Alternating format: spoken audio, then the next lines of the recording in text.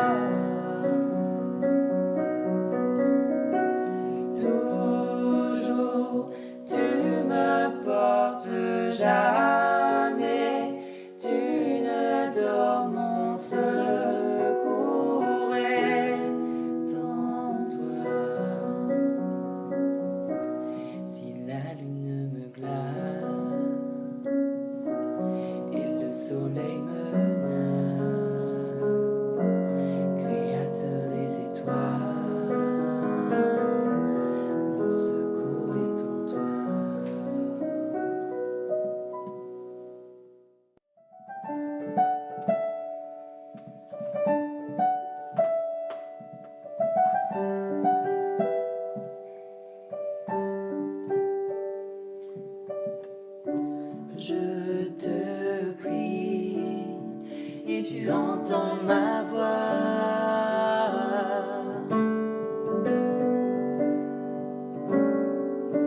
Je fléchis les genoux devant toi.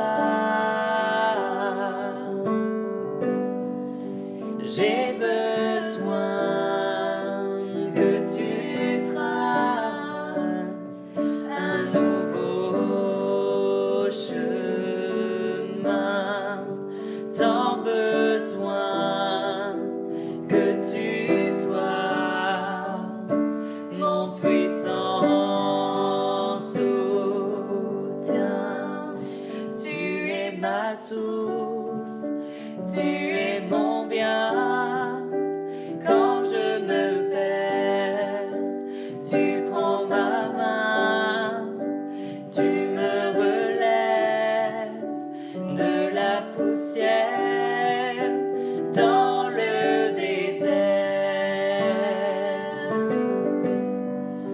Tu me diriges vers ta lumière, Seigneur.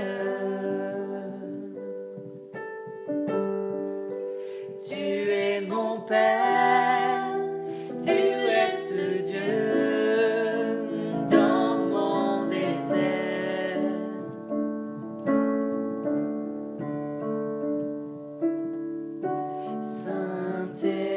Saint-Esprit, je me tiens devant toi.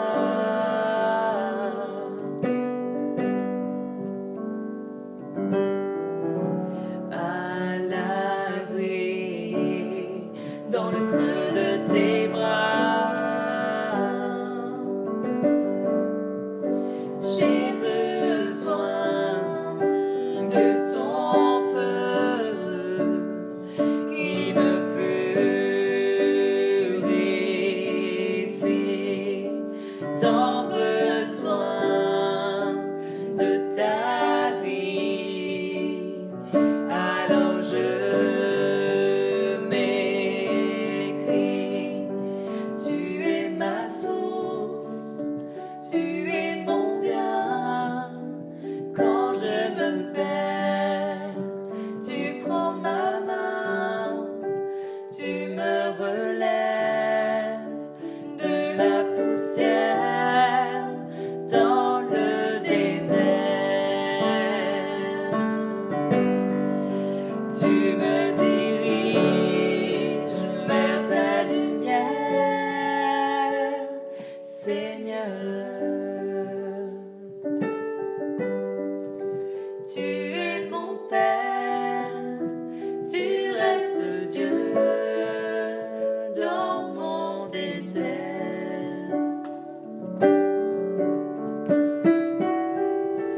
Rien ne me séparera de ton amour. Alpha, Oméga, tu régneras toujours.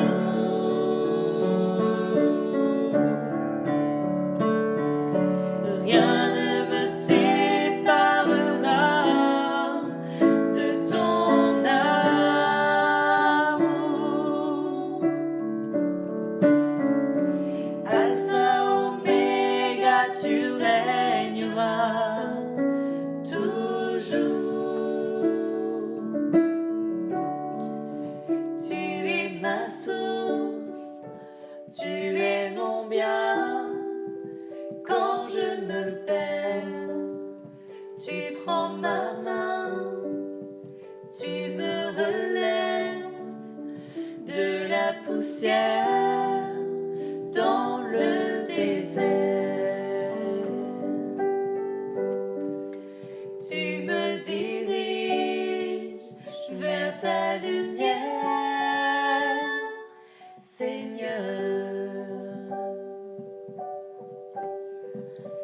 Tu es mon Père, tu restes Dieu dans mon désert.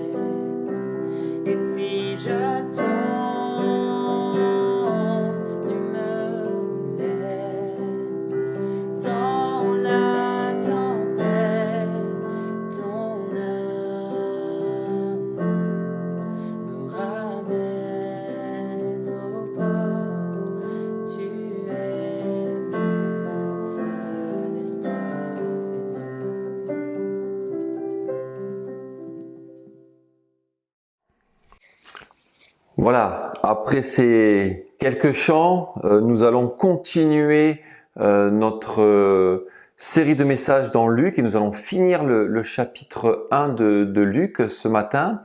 Ça va être la suite de ce que nous avons vu la semaine dernière sur que Dieu est fidèle à ses alliances. Alors je vous invite à prendre le texte directement dans Luc chapitre 1 versets 67 à 80. On va relire ce que nous avons lu déjà la semaine dernière et finir ce chapitre 1. Luc chapitre 1 verset 67. Zacharie son père fut rempli du Saint-Esprit. Il prophétisa en ces mots. Béni soit le Seigneur, le Dieu d'Israël, de ce qu'il a visité et racheté son peuple, et nous a suscité un puissant sauveur dans la maison de David, son serviteur, comme il avait annoncé par la bouche de ses saints prophètes des temps anciens, un sauveur qui nous délivre de nos ennemis et de la main de tous ceux qui nous haïssent. C'est ainsi qu'il manifeste sa miséricorde envers nos pères et se souvient de sa sainte alliance, selon le serment par lequel il avait juré à Abraham notre père, de nous permettre, après que nous serions délivrés de la main de nos ennemis, de le servir sans crainte, en marchant devant lui dans la sainteté et dans la justice tous les jours de notre vie.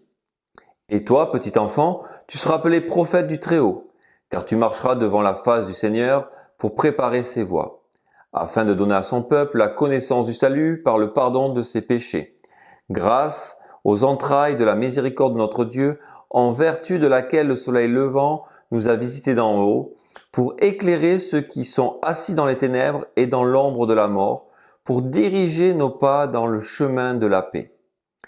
Or, l'enfant croissait, se fortifia en esprit, et il demeura dans les déserts jusqu'au jour où il se présenta devant Israël. La semaine dernière, nous avons vu que Zacharie, au verset 68, louait le Dieu d'Israël parce qu'il a visité et racheté son peuple. On a vu qu'il était dans la joie, que Zacharie était rempli du Saint-Esprit. Les promesses concernant cette alliance éternelle faite à David sont en train de se réaliser. Toutes ces promesses sont là devant les yeux de Zacharie. Il voit ce puissant sauveur, il voit la présence du Messie qui arrive tout doucement dans ce que Dieu avait prédit, et nous voyons un Zacharie rempli de joie. Le roi tant attendu par Israël arrive, et le cœur de Zacharie vibre par rapport à toutes ces promesses. Nous avions vu aussi qu'il y avait des promesses qui sont déjà accomplies, déjà réalisées dans cette alliance faite à David. Et nous avions vu aussi qu'il y avait des promesses terrestres qui n'étaient pas encore accomplies et qui étaient en cours d'accomplissement. C'est ce que nous avions essayé d'expliquer un peu la semaine dernière. Ce matin, nous allons continuer de voir que Dieu est fidèle à ses alliances. Nous allons voir l'alliance faite à Abraham, et nous verrons aussi des alliances des promesses qui sont déjà accomplies et d'autres en cours d'accomplissement. Et puis nous verrons aussi la nouvelle alliance, et là aussi nous allons voir qu'il y a des promesses qui sont déjà accomplies et d'autres en cours d'accomplissement. Donc ce que je vous propose, c'est de regarder verset après verset notre passage. Donc je reprends le verset 72, c'est ainsi qu'il manifeste sa miséricorde envers nos pères et se souvient de sa sainte alliance selon le serment par lequel il avait juré à Abraham, notre père. Donc Zacharie ici parle de miséricorde de Dieu faite au père.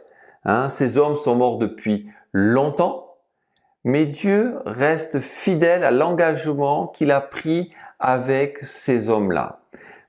Dieu s'est engagé à l'égard de ces hommes qu'il a choisis pour faire des alliances, et Dieu tient sa parole. Toutes les promesses qu'il a données à ces hommes à travers les alliances qu'il a faites avec eux, Dieu est miséricordieux et Dieu se souvient de ces alliances, et notamment de cette alliance faite à Abraham. Je ne sais pas si vous vous souvenez de ce verset dans Michée qui parle justement de ce Dieu qui se souvient d'Abraham, de cette alliance faite à Abraham. Michée chapitre 7 verset 20, j'aimerais relire ce passage avec vous. Tu témoigneras de la fidélité à Jacob, de la bonté à Abraham comme tu l'as juré à nos pères au jour d'autrefois. L'apôtre Pierre, lorsqu'il prêche à Jérusalem, utilise un vocabulaire assez semblable aussi. Vous pouvez regarder avec moi dans Actes au chapitre 3 verset 25. Regardez aussi ce passage qui va très bien avec cette idée de miséricorde, de Dieu qui se souvient des pères. Regardez Actes 3. Si vous regardez au verset 17, on voit que Pierre prêche à ses frères. Et maintenant, frères, je sais que vous avez agi par ignorance, ainsi que vos chefs. Donc on voit qu'il s'adresse à un public juif et à la nation d'Israël. Et au verset 24 et 25, tous les prophètes qui ont successivement parlé depuis Samuel ont aussi annoncé ces jours-là. Vous êtes les fils des prophètes et de l'alliance que Dieu a traitée avec nos pères en disant à Abraham, toutes les familles de la terre sont bénies en ta postérité. Verset 26, c'est à vous premièrement, très important, c'est à vous premièrement que Dieu, ayant suscité son serviteur, en parlant de Jésus, l'a envoyé pour vous bénir en détournant chacun de vous de ses iniquités. Donc c'est des passages qui sont très intéressants. Et si les Juifs, si les frères juifs de Pierre ici qui sont mentionnés dans ce chapitre veulent être au bénéfice de cette alliance faite au Père, de cette alliance faite à Abraham, ils doivent se repentir et se convertir. C'est ce que le verset 19 dit. Repentez-vous donc et convertissez-vous pour que vos péchés soient effacés. Donc, pour être au bénéfice de cette alliance abrahamique, il faut aussi se repentir et on verra qu'il y a un lien avec la nouvelle alliance, mais nous verrons ça tout à l'heure. Revenons dans notre passage de Luc. Cette notion de miséricorde et d'alliance, c'est une pensée qui revient dans l'Ancien Testament. Nous pouvons retrouver plusieurs versets qui parlent de cette notion de l'alliance, d'alliance et de miséricorde de Dieu. Notamment quand Dieu fait alliance avec David, il y a un verset on va pas lire, mais qu'on peut retrouver dans 1 Roi, chapitre 8, verset 23, où on voit cette notion de miséricorde et d'alliance de Dieu. Alors, notre question de ce matin, une des premières questions ce matin, c'est quand a eu lieu cette alliance faite à Abraham? Alors, je vous invite là à prendre plusieurs passages dans l'Écriture. Je pense que c'est important qu'on prenne le temps de les lire, même si nous n'allons pas les développer, bien sûr, dans leur totalité, mais nous allons au moins lire les passages qui mentionnent cette alliance faite à Abraham. Alors, je vous invite à prendre Genèse, chapitre 15, verset 18. En ce jour-là, l'Éternel fit alliance avec Abraham et dit, « Je donne ce pays à ta postérité, depuis le fleuve d'Égypte jusqu'au grand fleuve, au fleuve d'Euphrate. » Un autre passage en Genèse 17, versets 1 à 4. « Lorsqu'Abraham fut âgé de 99 ans, l'Éternel apparut à Abraham et lui dit, « Je suis le Dieu Tout-Puissant, marche devant ma face et sois intègre. J'établirai mon alliance entre moi et toi, et je te multiplierai à l'infini. » Abraham tomba sur sa face, et Dieu lui parla en disant, « Voici mon alliance que je fais avec toi. Tu deviendras père d'une multitude de nations. » On continue au chapitre 17, versets 9 à 11. Dieu dit à Abraham, « Toi, tu garderas mon alliance, toi et tes descendants après toi, selon leur génération. C'est ici mon alliance que vous garderez entre moi et vous, et ta postérité après toi. Tout mâle parmi vous sera circoncis. Vous vous circoncirez et ce sera un signe d'alliance entre moi et vous. » Encore un autre passage dans le psaume 105, versets 9 à 11. « L'alliance qu'il a traitée avec Abraham et le serment qu'il a fait à Isaac, il a érigé pour Jacob en loi, pour Israël en alliance éternelle, disant, je te donnerai le pays de Canaan comme héritage qui vous est échu. » Voilà plusieurs passages que nous pourrions développer, mais ce que nous n'allons pas faire.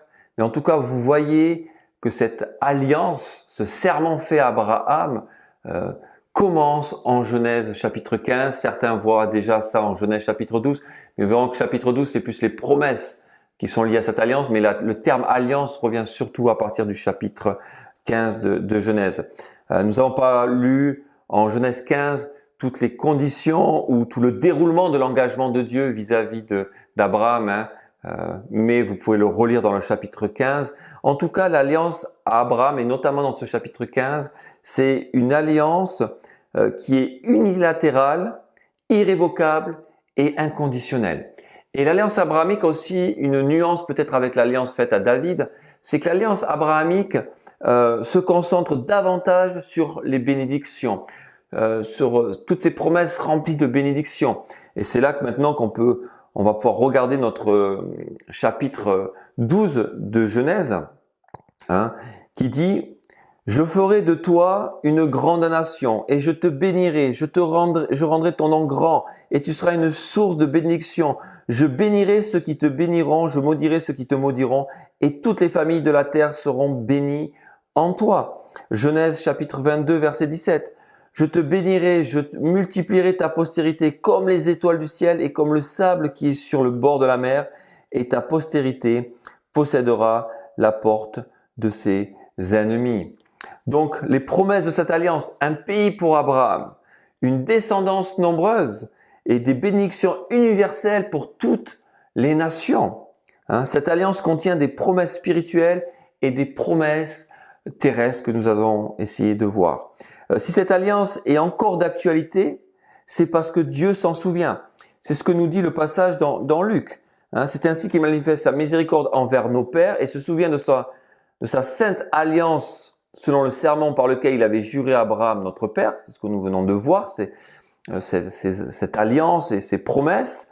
Mais parce que Dieu s'en souvient. C'est parce que Dieu est miséricordieux. C'est parce que Dieu est fidèle. Dieu n'oublie pas ses engagements. Il ne revient pas sur ses engagements et sur ses alliances qui sont inconditionnelles, unilatérales et irrévocables. C'est ça la beauté de notre Dieu. Nous pouvons nous appuyer et faire confiance à ce Dieu qui est fidèle. Fidèle en tout temps. Contrairement à nous qui sommes bien souvent infidèles dans des tout petits engagements. Notre Dieu est fidèle, autant dans des petits engagements que dans des grands engagements qu'il mentionne dans l'Écriture. Donc ça, c'est la première chose à voir, c'est qu'on a un Dieu qui se souvient, un Dieu miséricordieux par rapport à l'alliance faite à Abraham et bien sûr à celle faite à David aussi. Et nous verrons la nouvelle alliance. Versets 74 et 75. De nous permettre, selon le serment par lequel il avait juré Abraham, notre père, donc par rapport à cette alliance, de nous permettre, après que nous serions délivrés de la main de nos ennemis, de le servir sans crainte, en marchant devant lui dans la sainteté et dans la justice tous les jours de notre vie. Le but de la délivrance, ici dans notre texte, est de permettre un service continu devant Dieu. Un service continu devant Dieu. Le peuple, de ce que je comprends dans ce verset 74 et 75, doit obéir aux exigences morales de Dieu. C'est pas forcément le fort de l'être humain, mais l'être humain doit obéir aux exigences de Dieu parce que Dieu, dans son alliance, promet la délivrance et cette délivrance permet de pouvoir servir sans crainte, de pouvoir marcher dans la sainteté et dans la justice devant Dieu. Certains théologiens ici voient un langage de l'Exode. Vous connaissez ce verset, « Laisse aller mon peuple afin qu'il m'adore dans le désert ». Et là, certains pensent et voient un langage que Dieu délivre son peuple pour qu'il puisse aller l'adorer dans un lieu sans crainte. Ma question ici, est-ce que cette alliance faite à Abraham a-t-elle des liens avec l'alliance que nous avons vue faite à David? Quand je lis le verset 74 et quand je lis le verset 71, je vois quand même un point commun, c'est qu'il y a une question d'être délivré, de délivrance des ennemis. Et nous avons vu la semaine dernière qu'il était question d'ennemis physiques. Et je ne pense pas que Zacharie, ici, change de pensée, même s'il y a une nuance. Ici, Zacharie va insister plus sur les bénédictions de cette délivrance plutôt que sur le roi ou le libérateur que nous avons vu avec l'alliance davidique. En tout cas, cette terre où les descendants d'Israël pourront servir, il est question d'un endroit sans crainte. C'est ce que le texte nous dit. De nous permettre, après que nous serions délivrés de la main de nos ennemis, de le servir sans crainte. Pour que cet endroit soit sans crainte, il faut un roi qui exerce une justice parfaite et qui rassure son peuple, que ce peuple puisse servir justement sans crainte. Et l'accomplissement de l'alliance abrahamique est en lien, à mon avis, avec l'alliance faite à David. Pourquoi? Parce que dans Genèse 17:6, on peut le lire rapidement, nous voyons que déjà Dieu annonce dans les promesses de son alliance faite à Abraham qu'il y a des rois qui vont sortir de sa descendance. Genèse 17:6, on regarde juste un instant ce passage qui me semble important pour voir le lien aussi avec les promesses faites à l'alliance davidique. Verset 6. Je te rendrai fécond à l'extrême, je ferai de toi des nations et des rois sortiront de toi. Ce roi, c'est le puissant sauveur que nous avons vu au verset 69 et 71 de notre passage dans Luc. Zacharie confirme la venue du roi et des bénédictions qui vont avec. Promesse du roi, alliance davidique, bénédictions qui vont avec, alliance abrahamique. Servir Dieu de la manière dont il devrait être servi dans un endroit sans crainte. Là, c'est une grande question, c'est est-ce que c'est d'actualité? Ou est-ce que c'est une promesse qui va s'accomplir plus tard? Certains diront, mais non, c'est l'Église ici. D'autres diront, non, c'est la nation d'Israël. Et on va voir qu'il y a quelques tensions, mais on reviendra là-dessus tout à l'heure. Restons dans notre contexte. Pour l'instant, je pense qu'il est vraiment question d'ennemis physiques et qu'il est vraiment question d'une délivrance où le peuple d'Israël pourra servir sans crainte. Regardez des passages dans Jérémie qui parlent aussi de cette période de servir sans crainte avec Dieu qui délivre. Regardez Jérémie 30. Jérémie 30, verset 10. Et toi, mon serviteur Jacob, donc il parle d'Israël, ne crains pas, dit l'Éternel, même vocabulaire. Ne t'effraie pas, Israël, car je te délivrerai de la terre lointaine, je délivrerai ta postérité du pays où elle est captive. Jacob reviendra, il jouira du repos et de la tranquillité, il n'y aura personne pour le troubler. Un autre passage dans Jérémie 32, verset 37. Voici, je les rassemblerai de tous les pays où je les ai chassés, dans ma colère, dans ma fureur et dans ma grande irritation, et je les ramènerai dans ce lieu, et je les y ferai habiter en sécurité. Donc on voit que ce passage prophétique de Zacharie inspiré par Dieu, rempli du Saint-Esprit, est en parallèle et complémentaire aux prophéties de Jérémie. Et dans notre contexte de Jérémie, tout comme dans notre contexte de Zacharie en Luc 1, il est question de la nation, il est question d'un peuple israélite et d'ennemis physiques réels ici. Donc un peuple qui marchera un jour devant un roi dans la sainteté et dans la justice. Donc les promesses que contient l'alliance faite à Abraham ne peuvent pas se réaliser pour Israël tant qu'ils n'ont pas reconnu le Messie. Ça aussi, ce sont des vérités qui sont assez claires et cela, nous pouvons le voir aussi dans toute cette section de Jérémie 30 à 33 qui va parler de la nouvelle alliance. Tant qu'ils ne rentrent pas dans cette nouvelle alliance, ils ne peuvent pas être au bénéfice de cette alliance, des promesses de cette alliance faite à Abraham.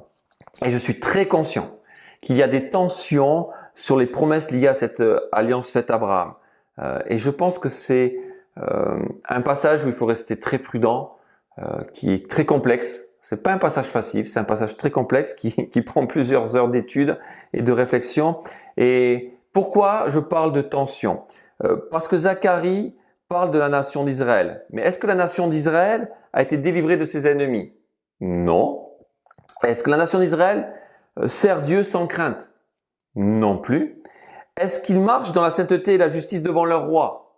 La réponse est non. Pourtant, plusieurs passages dans l'Ancien Testament parlent d'une période très particulière où cette nation d'Israël vivra cela. Nous en avons lu déjà 2 en Jérémie. Nous pouvons en lire encore un ou deux en Ésaïe pour vous montrer que c'est un événement qui n'a pas encore eu lieu, mais c'est bien un événement qui aura lieu un jour. Regardez encore avec moi Ésaïe. Je prends le temps justement de prendre cette toile de fond de l'Ancien Testament et des prophètes, justement Ésaïe et Jérémie. Je ne mentionnerai pas Ézéchiel, mais il y a d'autres, même les petits prophètes, qui mentionnent souvent ça. Mais regardez, Ésaïe chapitre 1, verset 26. On regarde, il y en a au moins une cinquantaine de versets qui parlent de cette période particulière que Zacharie parle dans son chapitre 1. Ésaïe chapitre 1. « Je rétablirai tes juges tels qu'ils étaient autrefois et tes conseillers tels qu'ils étaient au commencement. Après cela, on t'appellera ville de justice, cité fidèle. » Verset 27 du chapitre 1. « Sion sera sauvé par la droiture et ceux qui s'y convertiront seront sauvés par la justice. » Encore le même vocabulaire qu'on retrouve dans notre passage de Luc par Zacharie. Chapitre 2 de Ésaïe, versets 2 à 5. « Il arrivera dans la suite des temps que la montagne de la maison de l'Éternel sera fondée sur le sommet des montagnes, qu'elle s'élèvera par-dessus les collines et que toutes les nations y afflueront.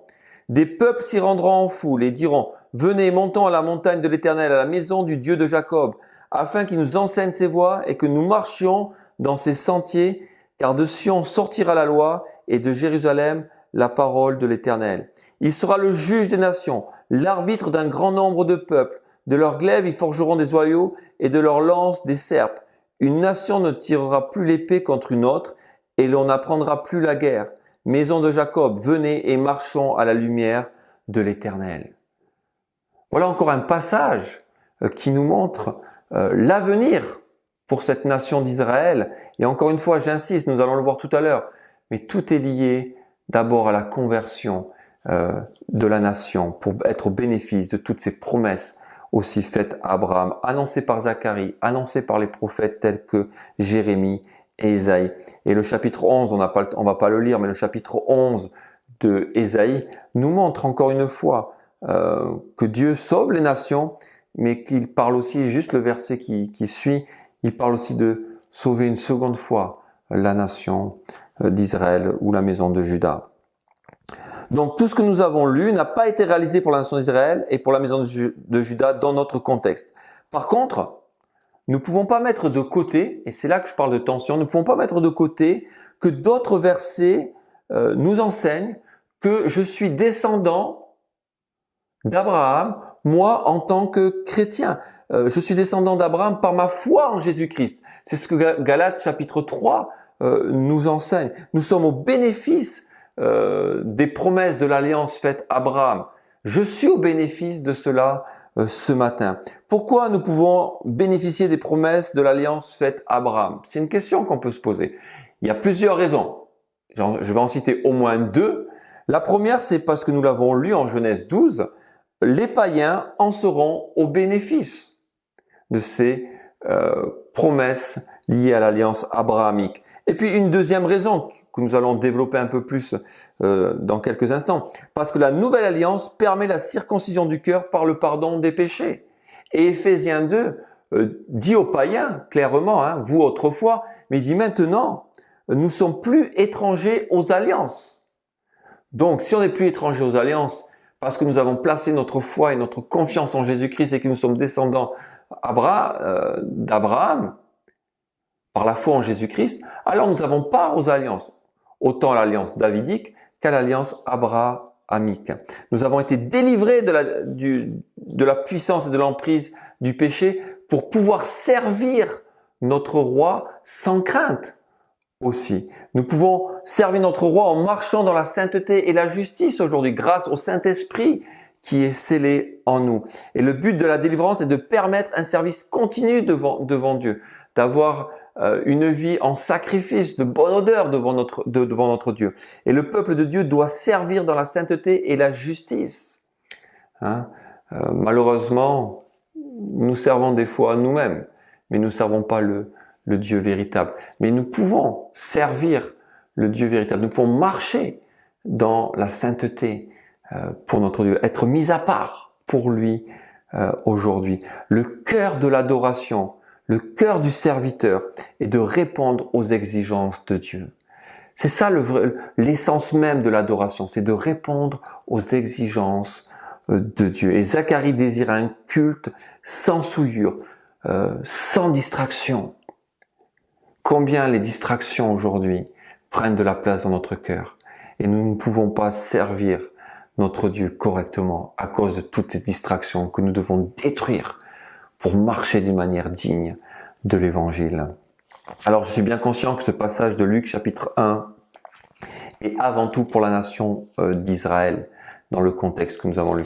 Mais je pense qu'il y a aussi déjà des accomplissements dans cette alliance faite à Abraham, dont ceux qui ont placé leur confiance en Jésus-Christ, liés avec cette nouvelle alliance que nous allons voir, sont déjà au bénéfice et peuvent vivre déjà cela.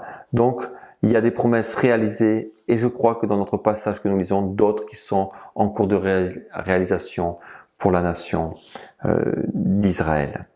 Les versets 77 à 79 vont renforcer le lien entre ces trois alliances parce que je pense qu'il est question de la nouvelle alliance. Mais avant de regarder les versets 77 et 60 à 79, regardons juste un petit coup d'œil sur le verset 76.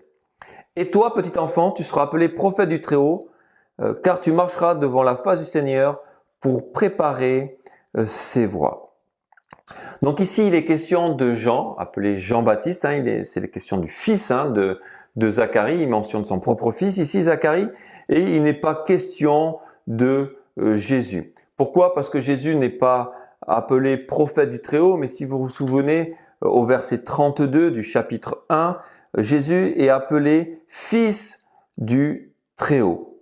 Donc ça, c'est déjà un élément qui est intéressant pour voir que ce n'est pas le même personnage. Et puis on voit que ce personnage a une fonction particulière. Il va marcher devant la face du Seigneur, et en l'occurrence ici le Seigneur, c'est le Seigneur Jésus. Il va préparer la venue du Messie. Et c'est ce que nous voyons aussi dans la prophétie annoncée par l'ange au chapitre 1, toujours du verset 16 et 17. Il parle de cet enfant. Il ramènera plusieurs des fils d'Israël au Seigneur leur Dieu. Il marchera devant Dieu avec l'esprit et la puissance d'Élie pour ramener les cœurs des pères vers les enfants et les rebelles à la sagesse des justes, afin de préparer au Seigneur un peuple bien disposé. Donc on voit ici le ministère et la fonction de Jean-Baptiste.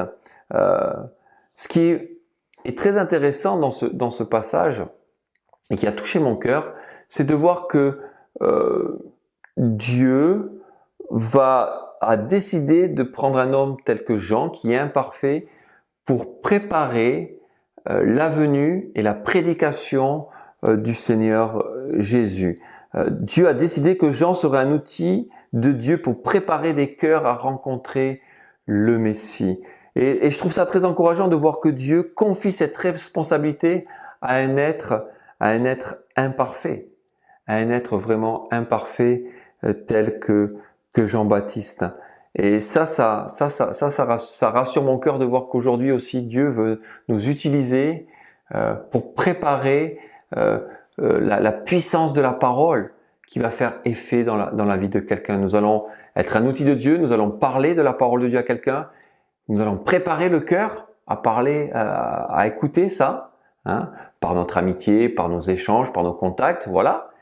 Et ensuite, c'est la parole de Dieu qui va faire son travail à merveille. Mais Dieu nous utilise encore aujourd'hui pour être ses ambassadeurs et apporter cette belle parole.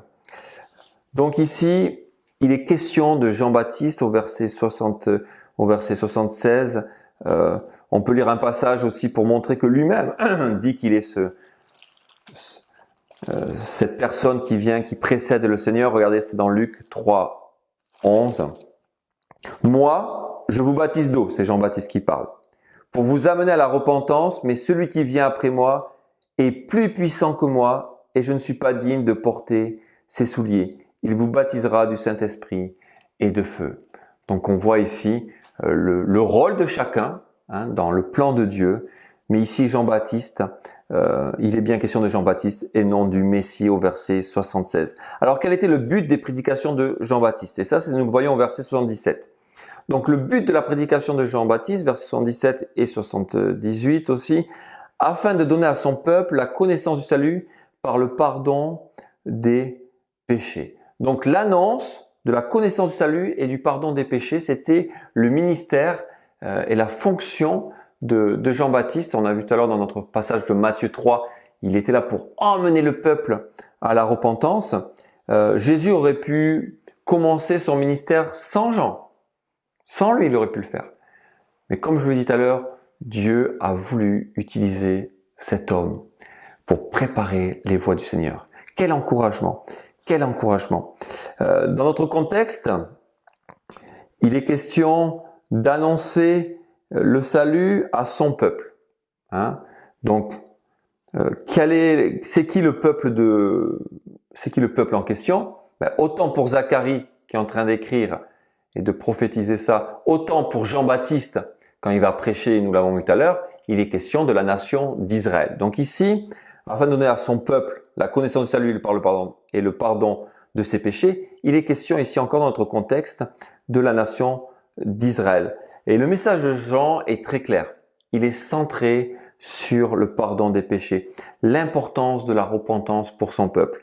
Et là, nous avons un vocabulaire qui est très ressemblant, en tout cas, aux promesses faites à Jérémie avec la Nouvelle Alliance. Et je pense que les passages du chapitre 30 à 33 sont bien dans la tête aussi de Zacharie quand il est en train de rédiger cela, conduit et rempli par le Saint-Esprit. Mais le pardon des péchés, il faut bien retenir, est indispensable pour faire la paix avec Dieu. Et on verra au verset 79 cette notion de paix. Mais il faut avant tout comprendre notre état pécheur, notre misère, pour se repentir, demander pardon à Dieu et faire la paix avec Dieu. Tant qu'on n'a pas fait la paix avec Dieu, on reste un ennemi de Dieu. Donc regardons ce passage dans Jérémie, et je pense que c'est en lien avec cela, ces passages que Zacharie nous annonce. Regardez Jérémie 31, versets 31 à 34, des versets qui sont très connus. Des fois, on fait peut-être un raccourci un peu rapide, mais regardons Jérémie 31, 34. « Voici les jours viennent, dit l'Éternel, où je ferai avec la maison d'Israël et la maison de Juda une alliance nouvelle.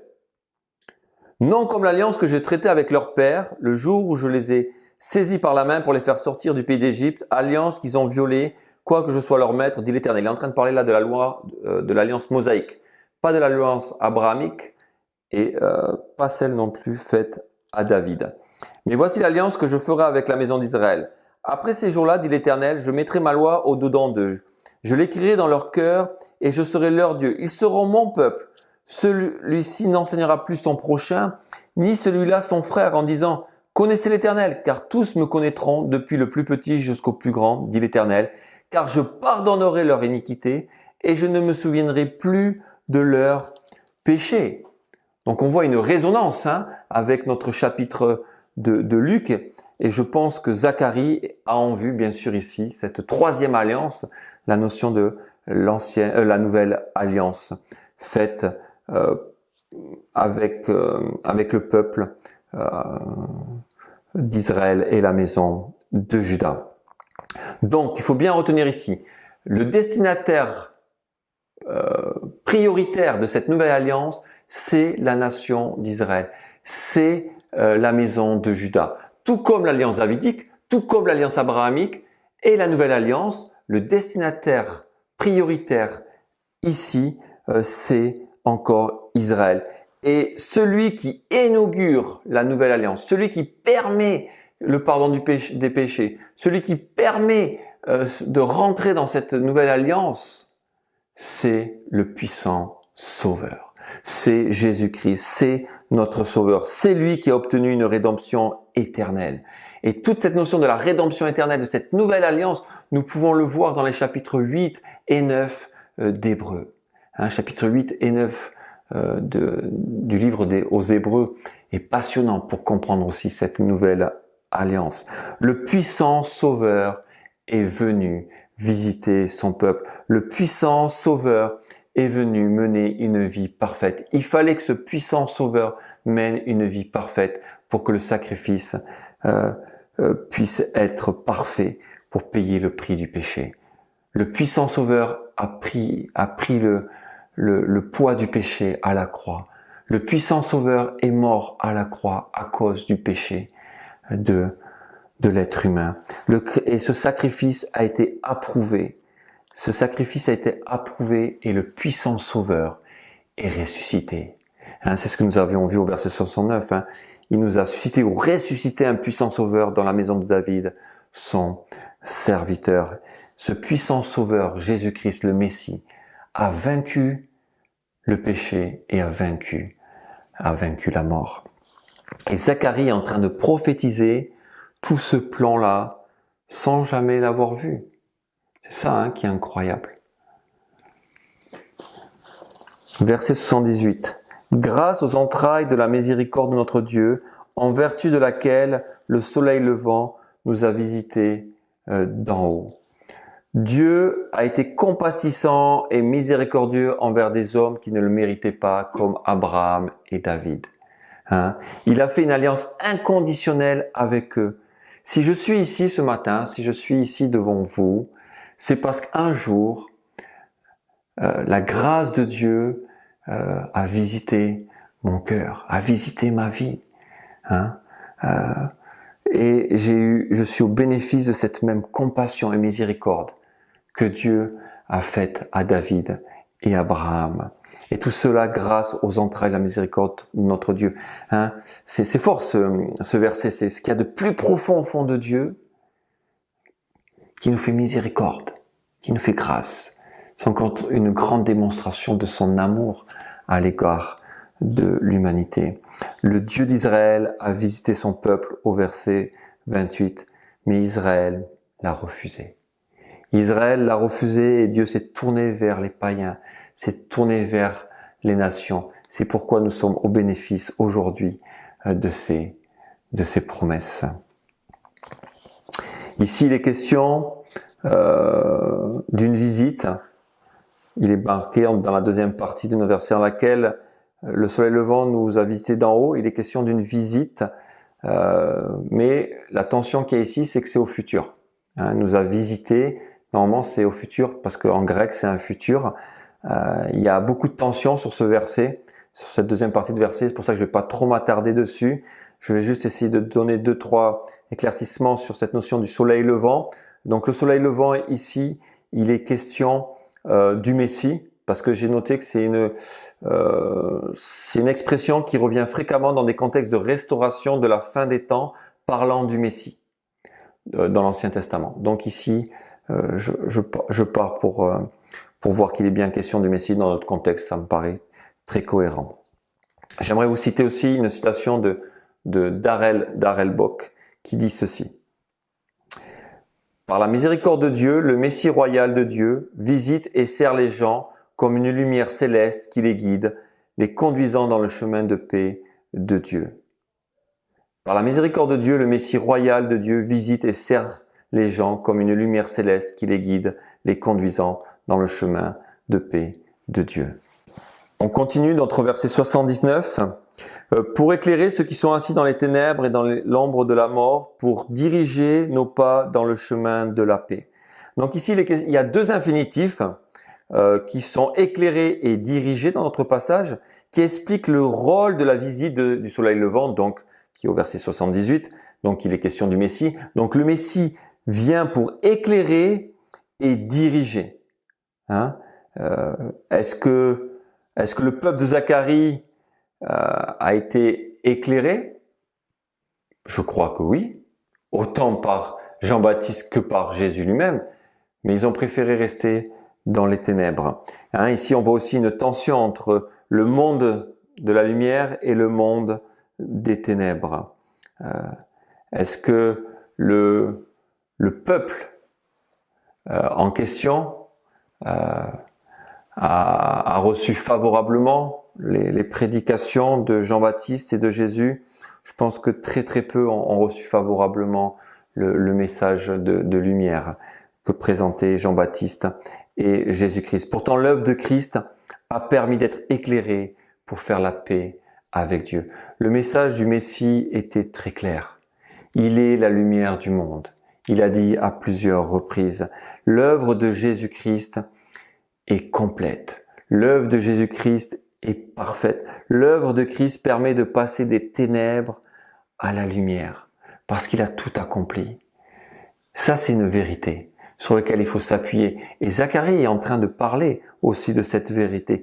Jésus est le seul à pouvoir montrer à l'être humain la saleté de son cœur pour se repentir. Parce que lorsqu'on se compare et on regarde la sainteté de Dieu, la sainteté de Jésus-Christ, nous voyons que la puanteur de notre vie, la puanteur de notre péché, et nous avons besoin d'être éclairés et d'être conduits, dirigés par Jésus-Christ qui le fait parce qu'il nous aime.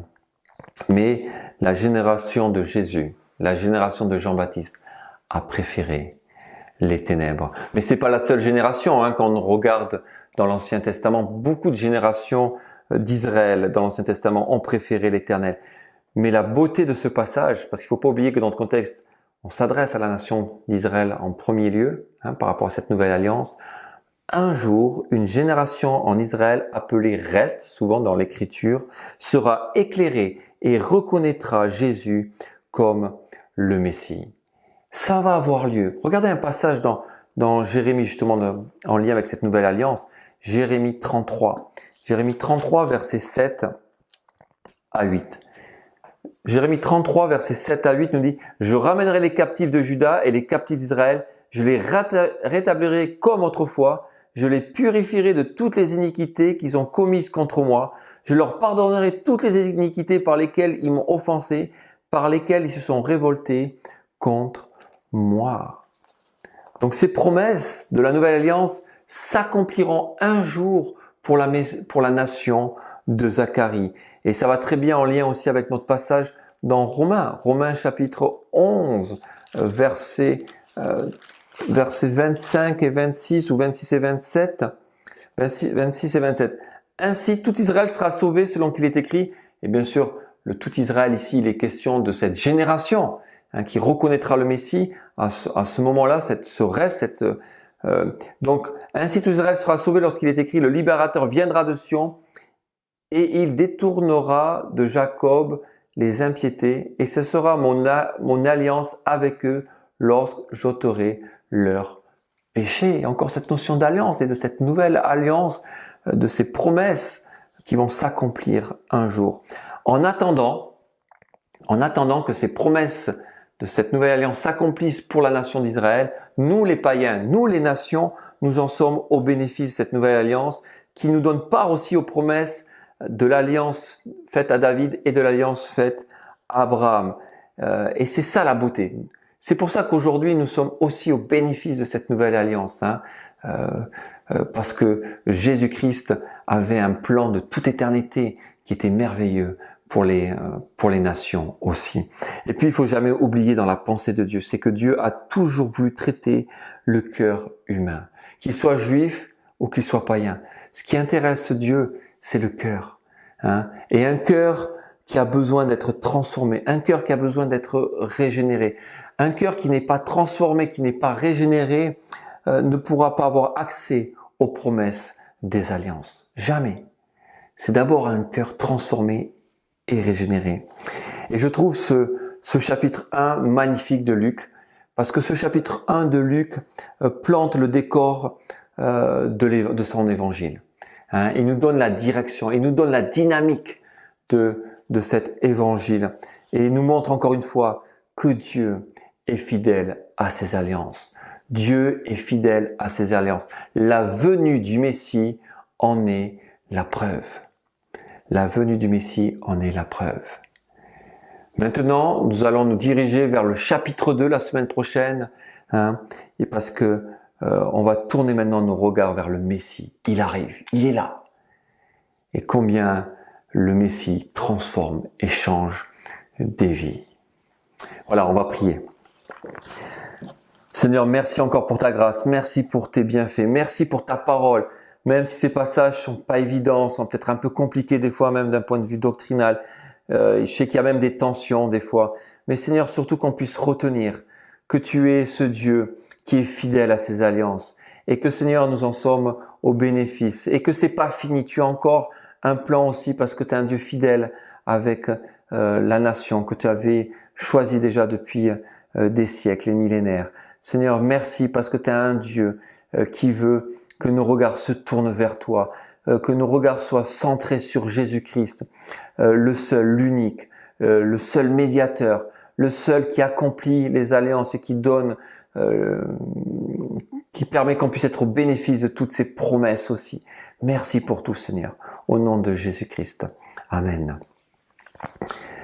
Voilà, avant de vous quitter, je vous propose un dernier cantique que nous allons chanter ensemble.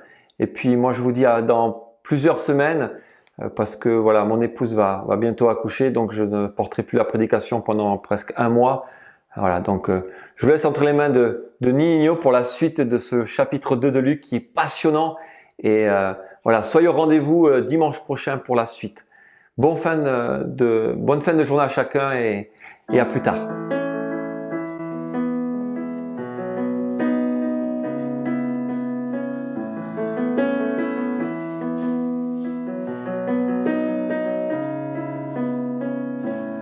Nous sommes passés des ténèbres à la lumière. Nous ne pouvons rester cachés en terre. Comme la lune reflète l'éclat du soleil, nous voulons te refléter. Tu nous as demandé d'aller dans toutes les nations proclamer ton salut et ta liberté. Rien ne peut nous arrêter. Ensemble nous ferons briller ta lumière, comme les étoiles transpercent la nuit. Chacun de nous est le sel de la terre, donnant la saveur de l'infini.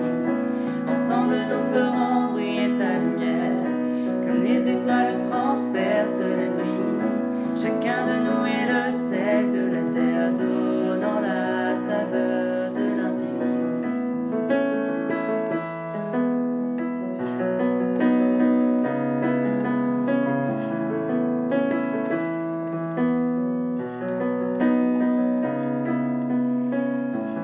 Heureux ceux qui ont faim et soif de justice et humblement savent se mettre au service de ceux qui sont placés là sur le chemin. C'est ainsi que nous brillerons. Avec ton esprit nous irons annoncer la paix, le pardon, ouvrant nos cœurs et nos maisons, remplis de ta compassion. Ensemble nous ferons briller ta lumière, comme les étoiles transpercent la nuit. Chacun de nous est le sel de la terre, donnant la saveur de l'infini. Ensemble nous ferons briller ta lumière, comme les étoiles transpercent la nuit.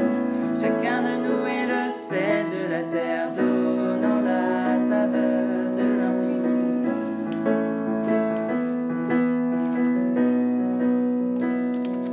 Et nous allons briller, briller, comme des flambeaux dans le monde. Briller, briller, comme une ville sur la colline. Briller, briller, comme des flambeaux dans le monde. Briller, briller.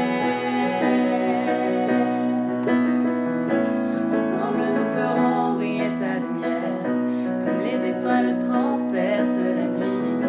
Chacun de nous est le sel de la terre, donnant la saveur de l'infini. Ensemble nous ferons briller ta lumière, comme les étoiles transpercent la nuit. Chacun de nous est le sel de la terre,